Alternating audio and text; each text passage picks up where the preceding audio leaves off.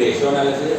Ratio analysis क्या होता है? ये एक टेक्निक है फाइनेंशियल स्टेटमेंट एनालिसिस की, और ये एक ऐसा टूल है जिसको हम यूज़ करते हैं दो वेरिएबल्स के बीच में। जो फाइनेंशियल स्टेटमेंट के दो वेरिएबल्स हैं उनमें क्वांटिटेटिव रिलेशनशिप को इंटरप्रेट करने के लिए यूज़ करते हैं। और रेशियो जो होता है ये क्या शो करता है? ये अर्थमेटिकल एक्सप्रेशन है या मैथमेटिकल एक्सप्रेशन है बिटवीन टू इंटरडिपेंडेंट और रिलेटेड आइटम्स। अब रेशियोज की आगे रेशियोज को हम कैसे एक्सप्रेस करते हैं? एक होता है pure ratio. Pure ratio means जैसे आपका आंसर आया 2, करंट रेशियो 2 आई है, इट मीन्स कि आपके करंट एसेट जो हैं वो आपकी करंट लायबिलिटी के क्या हैं? ट्वाइस हैं। एक होता है हम उसको परसेंटेज फॉर्म में लेते हैं कि एक वेरिएबल दूसरे वेरिएबल के कितने परसेंटेज के हैं, कितने प्रपोर्शन में है। उसके बाद सेकंड आता है टाइम। जितनी आपकी एक्टिविटीज रेशियोज होती हैं ये टाइम्स की फॉर्म में आती हैं, जैसे इन्वेंट्री टर्नओवर रेशियो, उसके बाद ट्रेड रिसीवेबल टर्नओवर रेशियो, और एक होती हैं जो फ्रैक्शन में आती हैं, जब पॉइंट्स में आंसर आता है 3.5। बेसिकली जो आपकी रेशियोज की क्लासिफिकेशन है, क्लासिफिकेशन ऑफ रेशियोज अगर हम देखें तो हमारे सिलेबस में जो रेशियोज हैं वो फोर टाइप की। One is liquidity ratio, another is solvency ratio, next is profitability ratios, and last one is activity or efficiency ratios। अब आपके माइंड में क्वेश्चन अराइज होगा कि सर लिक्विडिटी रेशियोज क्या होती है?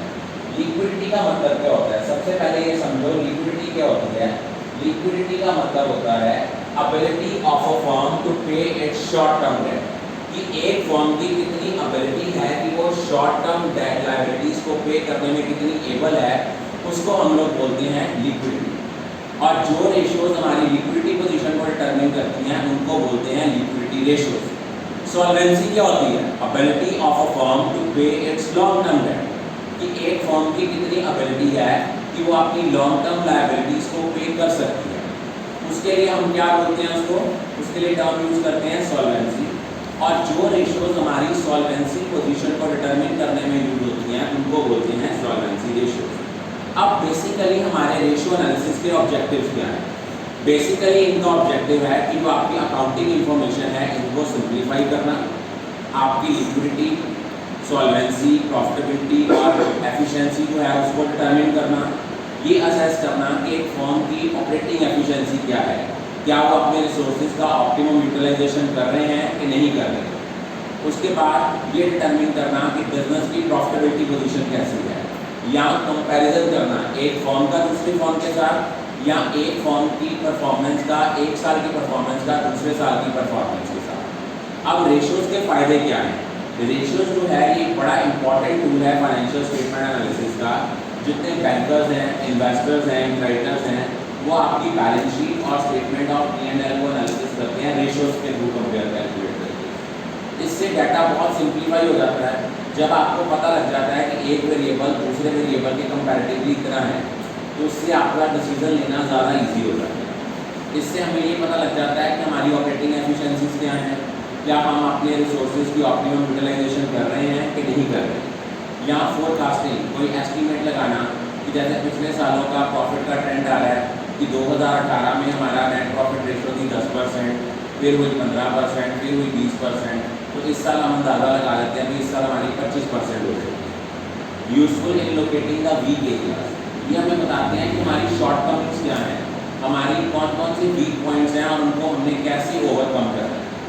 लेकिन रेशियो एनालिसिस की कुछ लिमिटेशंस हैं। वो लिमिटेशंस क्या हैं? सबसे पहली लिमिटेशन है फॉल्स रिजल्ट, क्योंकि जितनी भी अकाउंटिंग रेशियोज हैं इनको हम कैलकुलेट करते हैं फाइनेंशियल स्टेटमेंट से, और फाइनेंशियल स्टेटमेंट जो होती हैं ये ट्रू पिक्चर शो नहीं करती, क्योंकि जब हम इसको प्रिपेयर करते हैं हम इनमें अगर कोई चीज़ मैनिपुलेट कर लेते हैं इन्फॉर्मेशन, इट मीन वहाँ से जो रिजल्ट आएंगे वो फॉल्स होंगे, क्वालिटेटिव फैक्टर्स नहीं होंगे। अब मान लो आप प्रॉफिट आपने भी इस साल भी कमाया, पिछले साल भी कमाया, लेकिन एफिशिएंसी मैनेजर की है कि इस पैंडेमिक सिचुएशन में उसने कैसे प्रॉफिट कमाया। 2020 से पहले जो प्रॉफिट अर्न करते थे ना तब कंडीशन नॉर्मल थी। Nowadays conditions are not normal. आपको पता है साल में कितनी बार लॉकडाउन हुआ, कितनी बार आप लोग देखो बिजनेस वाइंड अप किए, स्ट्रिक्ट जो था वो जनता कर्फ्यू लगाया गवर्नमेंट ने, इसके कारण बिजनेस जो है वो बहुत बुरी तरह अफेक्टेड है। उसके बाद लैक ऑफ स्टैंडर्ड रेशियो, कोई ऐसा सिंगल स्टैंडर्ड नहीं है, कोई ऐसा फिक्स नॉर्म नहीं है कि रेशियो इतनी ही होनी चाहिए। कई बार रेशियोज कंपेरेबल नहीं होती। कैसे? अगर मान लो एक जो फॉर्म है वो डेप्रिसिएशन का मेथड फॉलो करती है स्ट्रेट लाइन, दूसरी करती है रिटर्न डाउन वैल्यू, तो कभी भी रिजल्ट्स आपस में कंपेरेबल नहीं होंगे। Price level changes are not considered. Suppose आपके ग्रैंड पेरेंट्स ने कोई प्रॉपर्टी 5,000 की खरीदी, आज चाहे उसकी कीमत 5 करोड़ हो जाए, किताबों में 5,000 इशू हो रहा है, इतनी हम प्राइस लेवल चेंजेस को बिल्कुल इग्नोर कर रहे हैं।